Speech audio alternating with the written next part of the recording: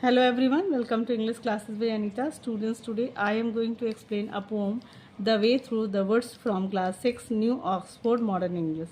Students, I will read this poem stanza wise and explain in Hindi. So be with me and get ready for understanding. This poem is composed by Rudyard Kipling and it contains two stanza. In first stanza there are 12 lines and in second stanza there are 13 lines. It means कि it contains total it having 25 lines.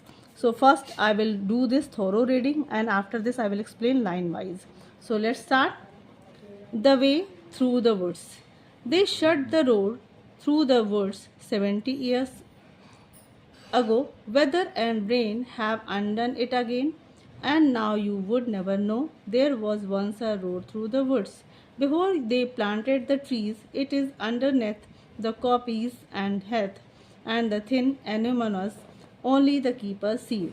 That where the ringdove broods and the vessels roll at ease, there was once a road through the woods.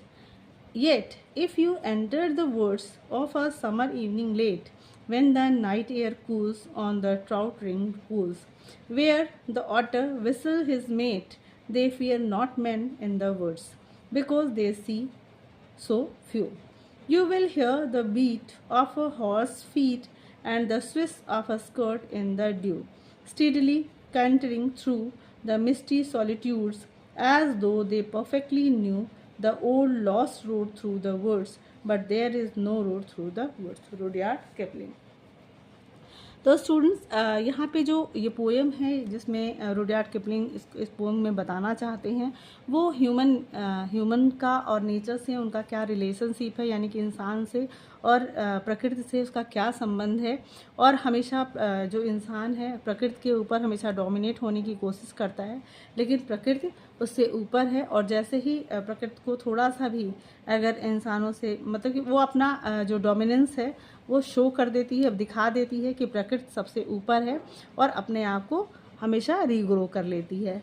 यानी कि जब भी इंसान उस पर अपना अधिकार जमाना चाहता है तो प्रकृति अपना कुछ ना कुछ रूप दिखा के उसे अपने कब्जे में ले लेती है। तो चलिए इस पोम में समझते हैं। The way through the woods, यानी कि वो रास्ता जो जंगल से होकर जाता है। वुड्स मतलब होता है जंगल और वुड मीन्स होता है लकड़ी, लेकिन अगर जब वुड में एस लगा देते हैं तो वो क्या हो जाता है जंगल। ऐसे बहुत सारे वर्ड्स हैं जिसमें एस लगा दिया जाए तो उसकी जो मीनिंग है वो डिफरेंटली चेंज हो, मतलब कि टोटली चेंज हो जाती है। They shut the door through the woods, यानी कि जो ये पोम है उसमें ये दे यूज़ किया गया है यहाँ के जो कीपर्स हैं, यानी कि जो फॉरेस्ट का रखवाला है, कीपर है, उसके लिए यूज़ किया गया है। तो जो ये जंगल का रखवाला है वो उसने दे शट, यानी कि उसने शट बंद कर दिया है रोड रास्ते को थ्रू द वुड्स, यानी कि जंगल की तरफ जाने वाला जो रास्ता था उसने उस रास्ते को बंद कर दिया 70 ईयर्स अगो, यानी कि 70 साल पहले। Weather and rain have undone it again, और जो वेदर है यानी कि जो मौसम है और जो बारिश है उस जो रास्ते को है अनडन मतलब कि ऐसा दिखाई देता है, ऐसा लगता है उसे देखकर कि यहाँ पे कोई रास्ता नहीं है, यानी कि उसे जो रास्ता बनाया गया था उसको वेदर और बारिश ने उसको ढक दिया है और उसे अब ये दिखाई नहीं देता कि यहाँ रास्ता था। And now you would never know, मतलब कि आप उसे देखोगे, उस रोड को देखोगे जहाँ पे बारिश ने, जहाँ पे मौसम ने इस रास्ते को एकदम चेंज कर दिया है, तो आप यहाँ कभी भी नहीं समझ पाओगे, आपको कभी नहीं पता चलेगा कि यहाँ कभी रोड था। There was once a road through the woods before they planted the trees, यानी कि जो यहाँ पे जो पेड़ पौधे उग गए हैं उससे पहले यहाँ पे कोई रोड था ये आपको कभी पता नहीं चलेगा। It is underneath the coppice and heath and the thin anemones, it is underneath यानी कि जो रोड था वो कॉपीज मतलब काइंड ऑफ प्लांट है, हेथ भी एक काइंड ऑफ जो श्रब्स है, bare flat piece of land यानी कि जहाँ पे जो ज़मीन होती है जो कि श्रब से झाड़ियों से कवर होती है। तो यानी कि जो जो रास्ता था वो झाड़ियों से कवर हो गया है, कुछ प्लांट से मतलब वहाँ पे पेड़ पौधे उगाए हैं। एंड द थिन एनामिनस मतलब कि काइंड ऑफ प्लांट, यहाँ पे बहुत पतले पतली झाड़ियाँ पेड़ उगाए हैं।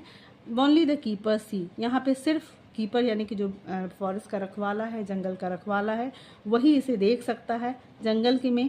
That where the ring doves brood, यानी कि जहाँ पे वो रिंग डोव है यानी कि कबूतर है, कहाँ पे अंडे देता है सिर्फ रखवाला ही जानता है जंगल का। And the badgers roll at ease, और जो वेजर्स है यानी कि जो एक वेजर्स एक स्मॉल मैमल है, छोटा सा मैमल जिसको टाइप ऑफ मैमल, तो वो कहाँ पे रोल करता है यानी कि वहाँ पे वो कहाँ पे मस्ती कर रहा है, ये सिर्फ कीपर ही जानता है। There was once a road through the woods, मतलब कि सिर्फ कीपर्स को पता है कि ये जो रास्ता है वो सिर्फ जंगल में होकर जाया करता था। और अब there was once a road, यानी कि यहाँ पे कभी एक रास्ता हुआ करता था जो जंगल की तरफ से होकर जाता था। तो जो फर्स्ट स्टेंजा है उसमें जो पोएट हैं वो ये समझाना चाहते हैं कि जो इंसानों ने अपना एक रोड बना के रखा था, लेकिन प्रकृति ने उसे फिर से अनडन कर दिया है, यानी कि वो रोड को ख़त्म कर दिया है, कवर कर दिया है अपनी झाड़ियों से, बड़े बड़े पेड़ पौधों से। और उसको सिर्फ एक जो कीपर है, फॉरेस्ट का जो कीपर है जिसने 70 साल पहले उस रास्ते को बंद कर दिया था, सिर्फ उसे ही पता है कि यहाँ से रास्ता होकर गुजरता है। बाकी कोई भी अगर उसे देखे तो उसे नहीं समझ सकता कि यहाँ से कोई रास्ता भी जाता था। चलिए सेकंड स्टेंजा पढ़ते हैं। Yet if you enter the woods, यद्यपि कि अगर आप उस जंगल में घुसते हो, प्रवेश करते हो, of a summer evening late, यानी कि देर शाम को जब गर्मी का मौसम हो, अगर आप उस जंगल में प्रवेश करते हो, जाते हो, when the night air cool, यानी कि जब रात की जो हवा जो ठंडी होती है, on the trout ring pools, और जहाँ पे ट्राउट मीन्स होता है काइंड ऑफ फिश, यानी कि जब वो तालाब में मछली कूद रही होती है या मस्ती कर रही होती है, जब हवा ठंडी बह रही होती है, मछलियाँ तालाब में कूद रही होती हैं। Where the otter whistle his mate, और जो ऑटर है यानी कि उदबुलाव है, अपने मेट अपने साथी के लिए सीटी बजा रहा होता है। They fear not man in the woods, और वो जंगल में आदमियों से नहीं डरते, इंसानों से नहीं डरते, because they C so few, क्योंकि उन्हें जंगल में तो सिर्फ जानवर ही दिखाई देते हैं, वहाँ पे इंसान दिखाई नहीं देते, इसलिए वो इंसानों से वहाँ बिल्कुल भी नहीं डरते हैं।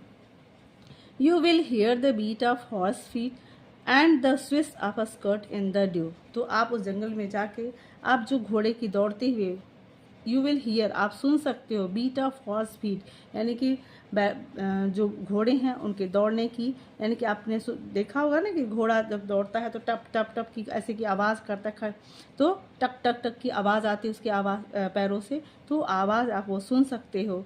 And the swish of a skirt in the due, और ओस गिरी हुई झाड़ियों पे जब आप स्कर्ट पहने हो, या कुछ ऐसी जो उस घोड़े पे बैठा हुआ हो सकता है या स्कर्ट पहना हुआ हो सकता है, तो जब स्कर्ट उस झाड़ियों से टकराता है तो आपको स्विस का साउंड भी सुनाई दे सकता है।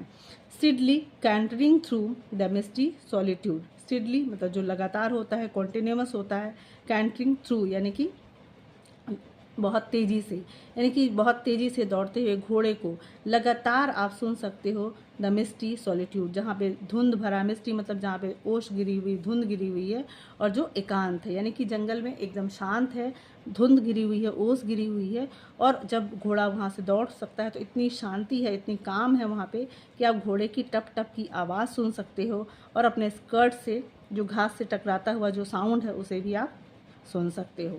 As though they perfectly knew the old lost road through the woods, as though यदि ऐसा लगता है कि जो घोड़ा है यानी कि जो एनिमल है, हॉर्स है, उसे पूरी तरीके से परफेक्टली वो जानता है कि इस जंगल में जो खोई हुई सड़क है वो कहाँ है।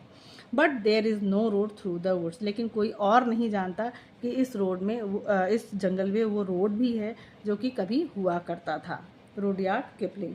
तो जो सेकेंड स्टेंजा है यानी कि जो जंगल है अब वो रोड बंद हो चुका है, तो अगर आप वहाँ पे जाते हो, गर्मी के मौसम में जाते हो, तो आप देख सकते हो कि वहाँ जो ठंडी हवा चल रही है, मछलियाँ तालाब में कूद रही होती हैं, जो ऑटर है वो अपने साथी के लिए विसल कर रहा होता है, सीटी बजा रहा होता है, और वो इंसानों से इसलिए भी नहीं डरता कि क्योंकि जंगल में इंसान नहीं होते, जानवर ज़्यादा होते हैं। तो आप इतनी शांति में आप घोड़े की आवाज़ सुन सकते हो, अपने स्कर्ट से जो आप घास से सरसराहट की आवाज़ है उसे सुन सकते हो, जो कि लगातार उस एकांत माहौल में बनी हुई रहती है। एज दे परफेक्टली नो, यद्यपि कि वो जो घोड़ा है उसे अच्छी तरीके से पता है कि यहाँ पे पहले कभी रास्ता हुआ करता था, लेकिन हम अगर वहाँ जाएं तो हमें बिल्कुल भी पता नहीं चल पाएगा कि वहाँ पहले भी कोई रोड हुआ करता था, रुडयार्ड किपलिंग। तो स्टूडेंट्स, आई होप आपको ये पोएम बहुत अच्छे से समझ में आया होगा।